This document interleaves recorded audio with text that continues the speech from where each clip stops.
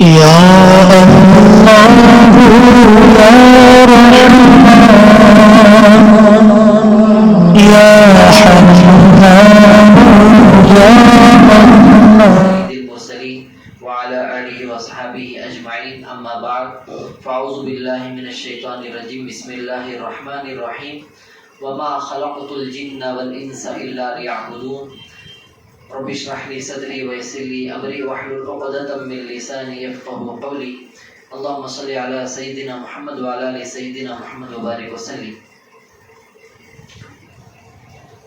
قرآن مجید کی سورہ زاریات کی آیت جو پڑھی گئی ہے، اسی آیت کے تحت ایک دو قصے ہمارے سامنے انشاءاللہ ہمیں رکھیں گے تو ہمارے کو سمجھ میں آئے گا. اگر کوئی بندہ ہو اللہ کا، اگر کوئی بندہ ہو خدا کا، اگر کوئی بندہ یا بندی ہو اپنے رب کی، ایسی یہ کتاب ہے جس کا نام تذکرۃ الاولیاء. اس کتاب کے اندر ایک واقعہ ہے. اس واقعے کو حضرت مولانا پیر ذوالفقار نقشبندی دامت برکاتہم بھی بیان کرتے ہیں. واقعہ یہ ہے، ایک نام آپ سب سنے رہیں گے، حضرت رابعہ بصریہ رحمۃ اللہ علیہا، کہ ان کا نام جو ہے دنیا کا ہر کوئی شخص جانتا ہے. رابعہ بصریہ رحمۃ اللہ علیہا کی ایک باندی تھی. باندی بولے تو ان کے زمانے میں جیسا کہ نوکر ہمارے کو سمجھنے کے لیے ایک باندی تھی. ان کو خریدتے تھے.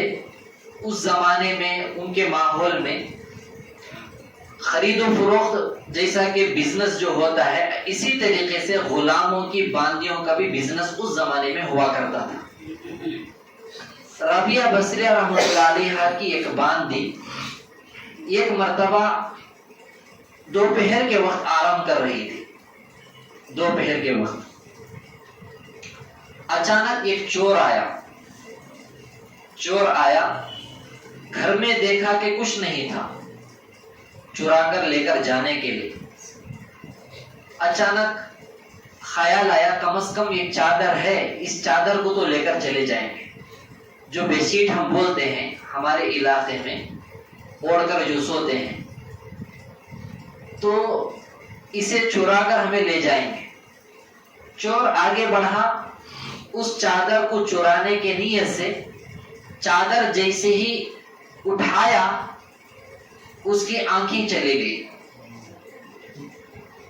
آنکھیں چلے جانے کا مطلب اندھا ہو گیا، نابینا ہو گیا، آنکھوں سے معذور ہو گیا. اب جیسے انہیں معذور ہو گیا، اس چادر کو ہم نے خالی ہاتھ کیوں جانا ہے بول کر چادر کو لے کر جانے لگا. راستہ نظر نہیں آیا. راستہ نظر نہیں آنے لگا تو یہ چور کے دل کے اندر خیال آیا، ہو سکتا ہے میری چوری کی وجہ سے میری آنکھ چلے گئی ہے، چلو یہ چادر کو اسی جگہ پھینک دیں. جیسے انہیں چادر دوبارہ پھینک دیا تو اس کی آنکھوں کی روشنی واپس لوٹ کر آ گئی. جیسے ہی وہ چادر پھینک کر جانے لگا، آواز آئی، ایک دوست سو رہا ہے تو دوسرا دوست اسے کیسے چھوڑ دے گا. ایک اپنا میرا دوست سو رہا ہے تو اس کا دوست اسے کیسے چھوڑ دے گا. کہ ایک مچھر ایک مکھی بھی پر نہیں مار سکتی ہے جب اس کا دوست اس کی نگرانی کرنے پر بیٹھا ہے. تجھے کیسی ہمت ہو گئی میرے دوست کی چادر تجھے اٹھا لے کر لے جانے کے لیے. یہ آواز اللہ کی طرف سے آئی تھی. اللہ یہ آواز لگا کر اسے بولے تھے. اس قصے میں آپ لوگ سمجھیے، رابعہ بصریہ رحمۃ اللہ علیہا کا قصہ نہیں ہے، ان کی باندی کا قصہ ہے. جب ان کی باندی کا یہ مقام اللہ کے یہاں ہوگا تو اس باندی کا جو مالک ہے، جو آقا ہے، جو خرید کر باندی بنائے ہیں، حضرت رابعہ بصری رحمۃ اللہ علیہ ان کا اللہ کے یہاں کیا مقام ہوگا؟ اسی لیے یہ جملہ مشہور ہے، من کان للہ کان اللہ لہ، جو اللہ کا ہو گیا ہر چیز اس کی ہو جاتی ہے۔ ایک باندھی سوئی ہوئی ہے، چور چوری کرنے آ کر کچھ نہیں ملا تو چادر اٹھایا، اللہ اس کے آنکھوں کو چھین لیا، جب چادر دوبارہ پھینک دیا آنکھوں کی بینائی دوبارہ لوٹ کر آ گئی۔ ایک باندھی کا یہ حال ہے تو رابعہ بصری رحمۃ اللہ علیہ کا کیا عالم ہوگا؟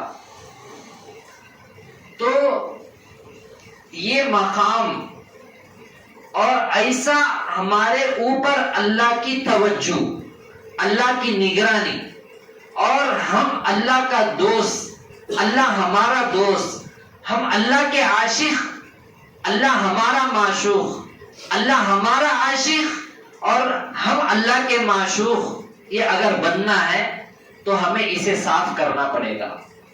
دل کو صاف کر اپنی اصلاح ہمیں ضرور کرانا پڑے گا۔ اصلاح جو ہے خاص کر کے آج کے دور میں کسی کو ہمیں اپنا بڑا مانیں گے اور بنائیں گے تبھی تو اس کی اصلاح ہو سکتی ہے۔ یہ جو قصہ ہے کوئی ناول میں لکھا ہوا نہیں ہے، جیسا کہ آج کل جتنے بھی فلم جو بھی ریلیز ہوتے ہیں شو، یہ پورے ناولوں کے کتابوں میں بھی لے کر بنائے جاتے ہیں، جھوٹی من گھڑت باتیں وہ، لیکن یہ قصہ باقاعدہ معتبر علماء حق اللہ والوں کی کتابوں میں بیانات کے ذریعے سے ہمارے تک پہنچا ہے۔ اسے سامنے رکھ کر ہمیں یہی سمجھنا ہے، ایک غلام کا جب یہ مقام ہے تو اس کے مالک کا کیا حال ہوگا؟ وہ اللہ آج بھی موجود ہے، جو اللہ رابعہ بصری رحمۃ اللہ علیہ کی باندھی کی چوری کے لیے جو عذاب دیا چور کو، وہ اللہ آج بھی موجود ہے۔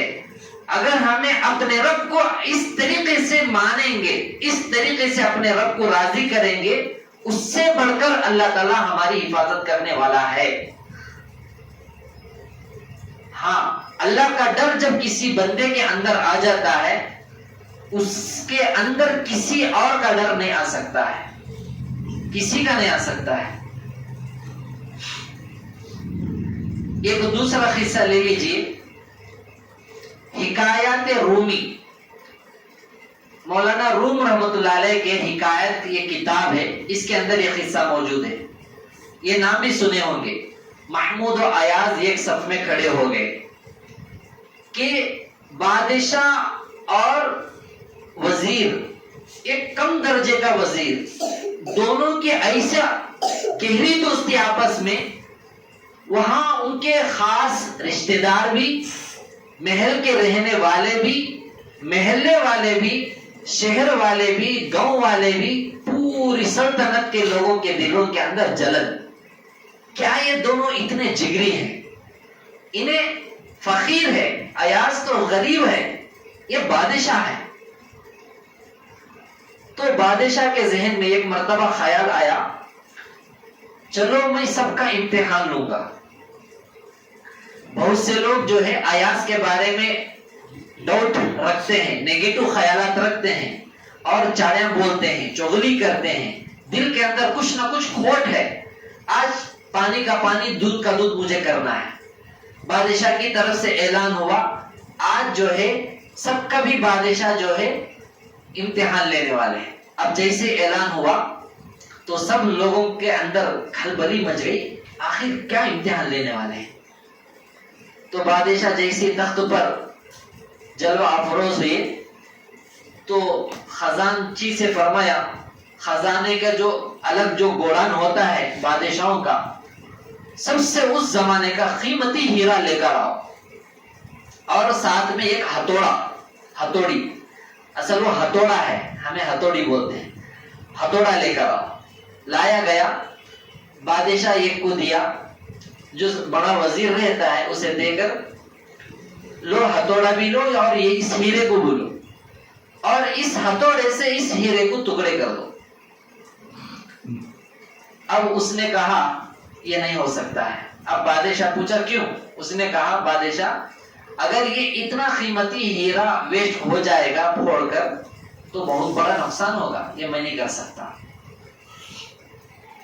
اب بادشاہ خاموش ہو کر پھر دوسرے کو دیے، لو بھی ان سے نہیں ہوتا، تمہیں تو یہ ہتھوڑا لے کر ہیرے کو پھوڑ دو. اس نے بھی یہی کہا جہاں بنا یہ جو ہے بہت قیمتی ہیرا ہے، اگر پھوڑ دیں گے بہت بڑا نقصان ہوگا، یہ نہیں ہو سکتا. ایک کو، دوسرے کو، تیسرے کو، چوتھے کو، باری باری سب کا ختم ہو گیا امتحان. اب آخر میں تھا ایاز کا نمبر. اب ایاز کو بلائے بادشاہ، بلا کر کہا اے ایاز یہ ہتھوڑا اٹھا اور ہیرے کے 2 ٹکڑے کر دو. جیسے بادشاہ بولے تو فوراً ایاز ہتھوڑا لے کر ہیرے کو مار کر ٹکڑے کر دی. اب پورے لوگ جو ہے سلطنت کے تانے دینے لگے، اسی بادشاہ ہمیں کہتے ہیں یہ بیوقوف کو آپ کیوں قریب رکھے ہیں.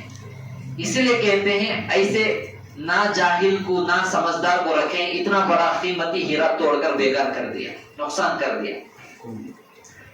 اب بادشاہ یہ سب باتیں سننے کے بعد ایاز سے پوچھنے لگے ایاز آخر بتاؤ تم اس ہیرے کو کیوں توڑے ہیں؟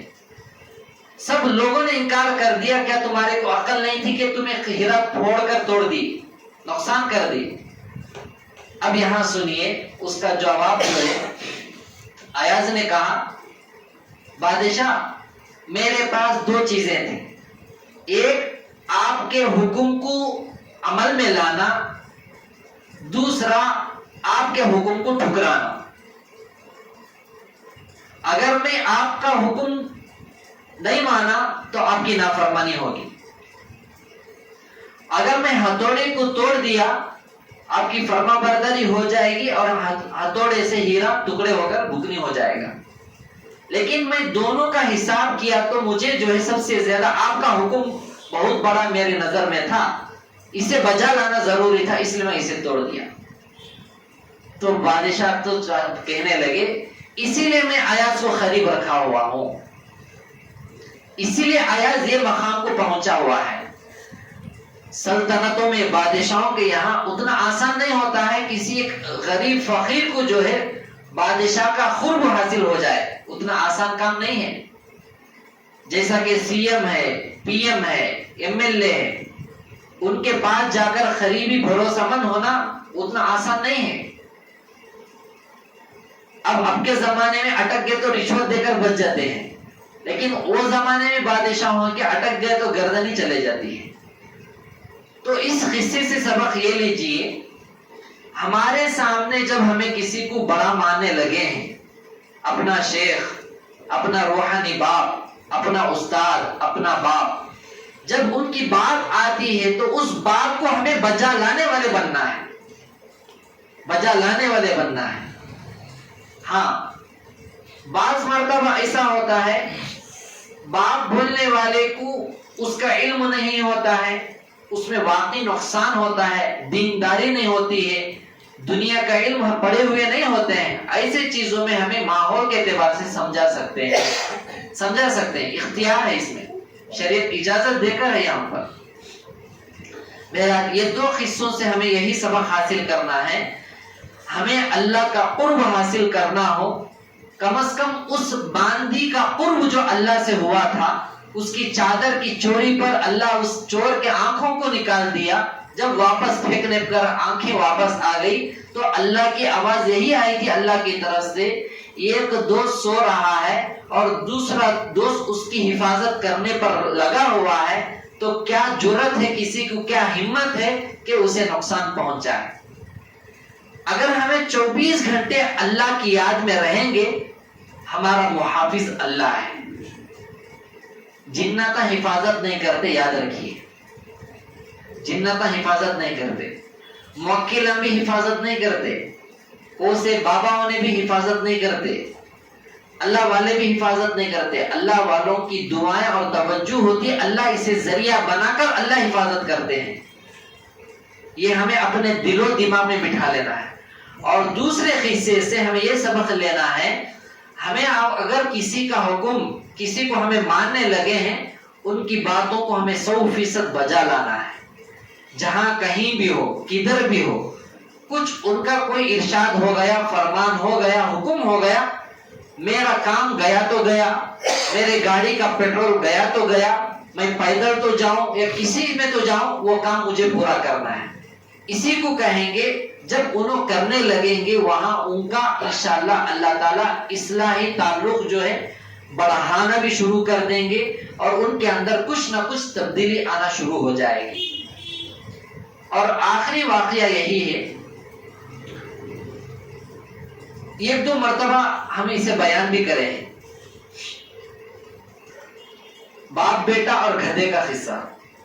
یہ اس لیے میں بتانا ضروری سمجھ رہا ہوں، اس میں بہت 90% سے بڑھ کر لوگ اس میں مبتلا ہیں۔ واٹس ایپ کے اندر بھی یہ میسج آیا ہوا تھا، اس وقت دنیا میں 90% لوگ جو ہے یہ سوچ میں ہیں، لوگ کیا کہیں گے، انہوں کیا بولیں گے، انہوں کیا سوچیں گے۔ یہ قصہ سن لیے تو اس کا خلاصہ ہو جائے گا۔ باپ بیٹا گدھے کو لے کر، جیسا کہ ان کے زمانے میں گدھے کی سواری اس زمانے میں اپاچی جیسا رہے گی غالباً، میرے خیال سے اپاچی، مجھے زیادہ گاڑیوں کے نام معلوم نہیں ہے، پلسر اپاچی رہے گی۔ گدھے کو لے کر جا رہے تھے، جاتے جاتے راستے میں باپ جو ہے گدھے پر سوار ہو گیا، بیٹا پیدل نکیل لے کر چل رہے تھے۔ اچانک ایک علاقہ آیا، ایک گاؤں بستی آئی، بستی والے کہنے لگے کتنا رحم دل ہے باپ، بیٹے کو پیدل چلاتا ہوا یہ خود سوار ہوا ہے۔ اب دونوں سن کر ذرا دور جا کر چینج ہو گئے۔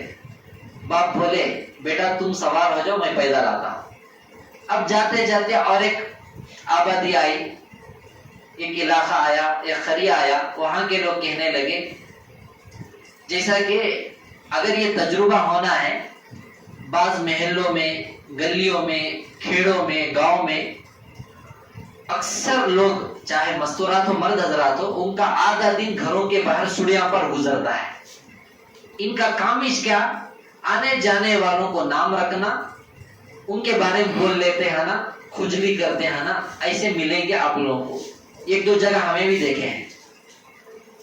تو ویسا ایک خریہ آیا تو وہاں کے لوگ دیکھ کر کہنے لگے کتنا نافرمان اولاد ہے، باپ کو پیدل چلا لے کر خود مست بیٹھ کر سوار ہو کر جا رہا ہے۔ اب انہوں کیا کرے، یہ ہوتا جاتا نہیں ہے، یہ کام کریں گے، ہمیں دونوں بھی سوار ہو کر جائیں گے۔ اب باپ بیٹا گدھے پر سوار ہو کر آگے جانے لگے۔ اب آگے گئے تو اور ایک آبادی آئی، اور ایک علاقہ آیا، گاؤں آیا، وہاں کے لوگ دیکھ کر کہنے لگے کیا بے رحم ہے یہ لوگ، ایک مونس جانور کے اوپر دو جنے بھی بیٹھ کر جا رہے ہیں۔ اب دونوں سوچنے لگے یہ نہیں ہو سکتا ہے، کیا یہ کام کریں گے، تینوں پیدل جائیں گے۔ اب تینوں بھی چل لے کر گئے، اور ایک آبادی آئی ذری دیر کے بعد، گاؤں والے بولے کتنے کنجوس بخیلا ہیں تو ایسے رہنا، مکھی چوس، سواری رکھ لے کر بھی پیدل جا رہے ہیں، سواری رکھ لے کر بھی پیدل جا رہے ہیں۔ ایک آدمی زبردست بیٹے کے ساتھ، باپ اپنا اس کا ساتھ میں ٹو ویلر ڈھکل لے گیا تو کیسا رہتا؟ اب کے زمانے میں بول سکتے ہیں پنچر ہو گئی ہے گاڑی، یہ پیٹرول ہو گیا ہے، اب گدھا رہا تو کیا بولیں گے؟ اب انہوں آپس میں کہنے لگے یہ ہو سکتا ہے، یہ ہماری بہت بڑی غلطی ہے، ایک کام کریں گے گدھے کو اٹھا لے کر جائیں گے۔ خود دونوں باپ بیٹے گدھے کو اٹھا کر لے جانے لگے۔ گدھا دونوں کو ایسے دو لات مارا، انہوں بولنے لگے ہمارے بس کی بات نہیں ہے، ہمیں لوگوں کو راضی کرنے والے نہیں بن سکتے، یہ اصل ہے۔ اس میں عنوانی اس حصے کا یہ ہے، ہم ہر ایک کو راضی کر کر دنیا میں جینا ہے، یہ ناممکن ہے۔ اللہ کو راضی کر کر جی سکتے ہیں، لیکن ہر رشتہ دار، ہر دوست، ہر پڑوسی، ہر گاؤں والا اور گاؤں کا ہر فرد کو ہمیں خوش کردہ کو، راضی کردہ کو جینا یہ نہیں ہو سکتا ہے۔